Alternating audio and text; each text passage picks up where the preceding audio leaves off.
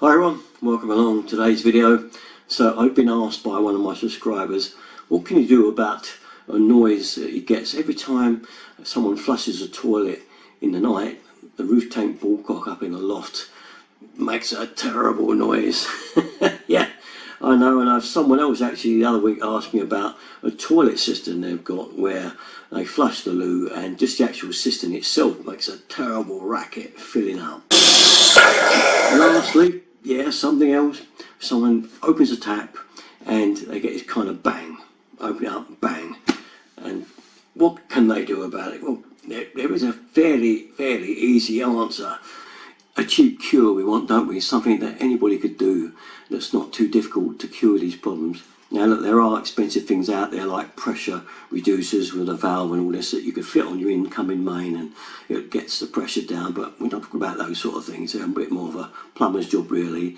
And there's also things called shock arresters that you can put on a pipe that if you've got a noise when you open and shut a tap, it quells it and stops it from making the bang. But again, they're a horrible looking thing, big pot, and they look terrible.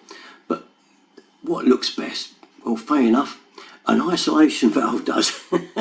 Now, as much as I don't like those things, and you know I don't, I've done plenty on them, they do have their uses, and one of them is to slow that rate of water down that's going to your toilet valve, your roof tank valve, or the tap that's been a problem. Now, you can pick these things up really cheap, but I would advise you to get something a bit more quality, so a Pegler type make would be better for you, would last a lot longer. But if you can only afford the cheap ones, fair enough.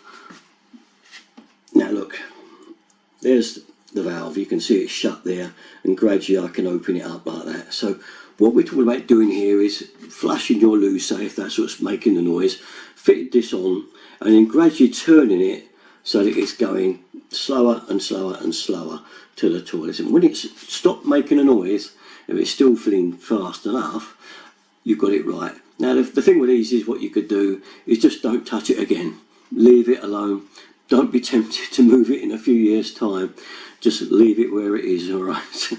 And once you've done that, you'll find that the water rate is going in a lot slower and stopping the noise. This often works for the bang on the mains. I say when you've got a tap and you open it, bang, you know, or you've just got a tap that makes a noise, you open the tap and it, you know, this kind of thing. Now, I say these little chaps, once they're set, if you're not going to touch it again, you'll be all right. Now, another way around it, sometimes is, well, I don't want to cut that into a copper pipe because I've got to get cutters and get it in and all that. And if you don't want to do that, but you're feeding, say, a toilet cistern or a roof tank, then that's when these little fellas come in. I know I hate these as well, really. Not everybody likes flexes, but you could get one with a valve on it like that, and then obviously you could just cut the pipe off under the cistern valve, undo the nut, and put this on. You've only got 2 nuts to do up. And indeed, if you're even lazy and hate doing up nuts, you can get a push fit one of these that push fits over the pipe and just does up on the one nut onto your ballcock, okay, to your cistern or your roof tank. I don't really like these. I prefer to say copper pipe and cut it and put that valve in. They're not my preferred sense of valve. I'll show you the valve that I prefer, but I'm sure you know it, but I'll just get you a picture of it.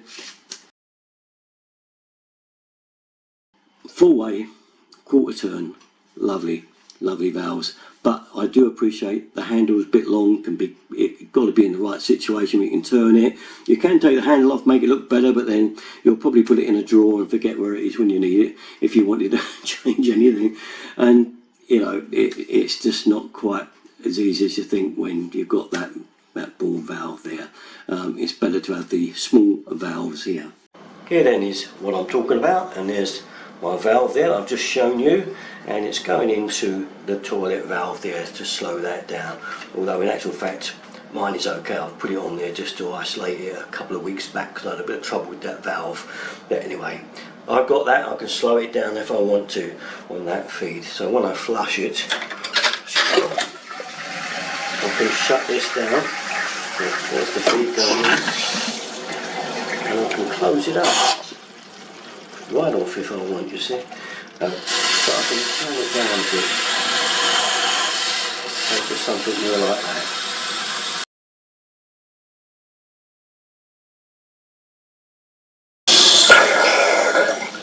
That one there.